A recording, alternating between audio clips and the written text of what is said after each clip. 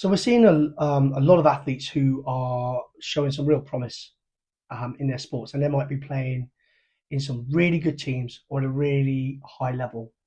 And as a result, they're doing quite a lot. They're doing an awful lot of sport-specific training, and that's getting them some really good progress.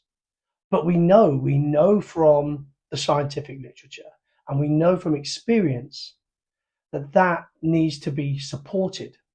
Now, when young athletes come into the gym, the first thing that I always say to them is, let's make you robust. Okay. The first thing that we want you to be able to be fit for training and fit for selection and fit for competition.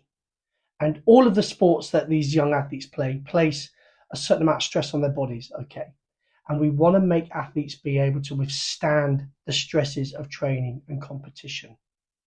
And so the first thing that we look at is robustness.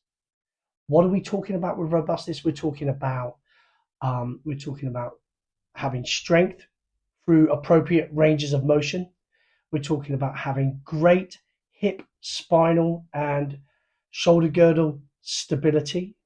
We're talking about having great control in movements of hinging, squatting, pushing, and pulling.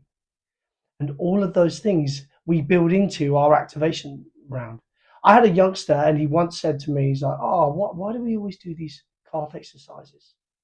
Isometric calf raises, and why do we always do calf raises at the start of a session?" I said, "How many times have you rolled your ankle in the last year?"